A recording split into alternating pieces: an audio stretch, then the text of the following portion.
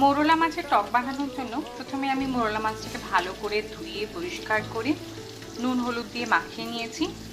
কড়াইতে বেশ খানিকটা তেল দিয়ে ভালো করে তেলটা গরম করে মাছগুলো এবার ভেজে নিয়েছি।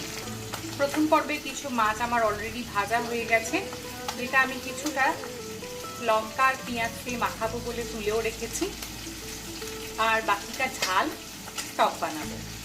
কড়াইয়ের মধ্যে সর্ষে ফোড়ন, তেল, শুকনো লঙ্কা দিয়েছি।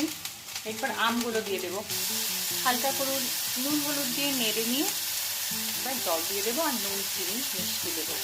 এবার আমটা অলমোস্ট ফুটে উঠেছে, আমি মোরলা মাছটা দিয়ে দেবো। অলমোস্ট রেডি আমার মোরলা মাছের টক।